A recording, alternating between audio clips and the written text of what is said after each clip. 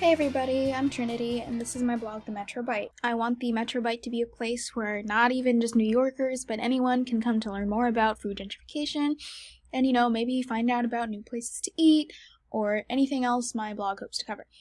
The Metro Bite is a blog covering urban food gentrification in New York City, and that's a topic that may not necessarily be familiar to a lot of you, so first I'm going to go over what my blog is about and what urban food gentrification is. Then I'm going to suggest some articles that give more information about urban food gentrification. I'm going to describe the Whole Foods effect, which is a specific example that will give you a better understanding of how food and gentrification are related. And then lastly, I'm going to give you some examples of how to get involved in combating the negative effects of gentrification.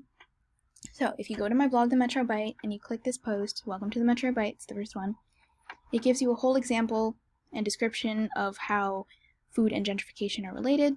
I'm not going to read the whole thing, obviously, because that would take quite a while, but the definition of gentrification itself can be located here, and it basically describes how wealthy or affluent citizens who intend to invigorate or, develop a quote-unquote poor or deteriorating area, and this often results in the displacement of earlier, usually poorer residents. This is due to, jacking up housing costs and increasing demand for the neighborhood, and you may be wondering, how is this related to food? What is the relationship between food and gentrification? So, if you want to learn more, you can locate this post on my website. I'm going to describe the Whole Foods effect. This is one of many articles that I recommend that cover urban food gentrification. Amsterdam News, this one is great. City Lab has a great one called Our Gourmet Grocery Stores Gentrifying Neighborhoods. Forbes has one entitled Living Near Whole Foods Can Boost Your Home's Value. This is a great one, I recommend. But the Whole Foods effect is basically a name given to when a high-end grocery store is placed in a food desert, and this results in higher housing costs for the original residents. It's named because on July 21st, 2017, a Whole Foods market was opened in Harlem, and you may be wondering, why is that an issue? Whole Foods is great.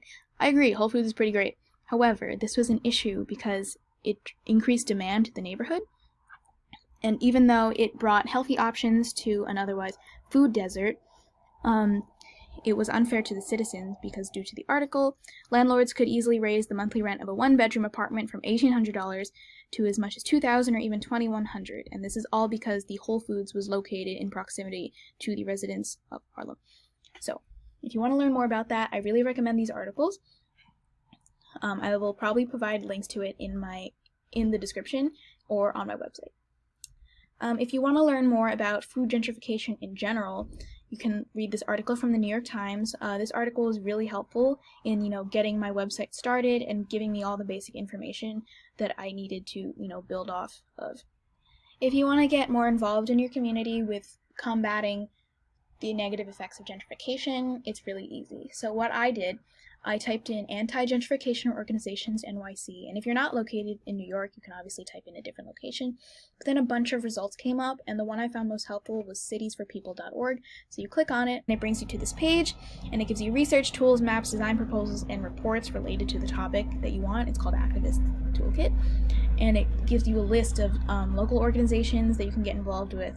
So specifically BAN, which I will go into more detail about, and Brooklyn Solidarity Network. And BAN basically stands for Brooklyn Anti-Gentrification Network, which is an organization made up of tenants, homeowners, and block associations from Brooklyn, etc.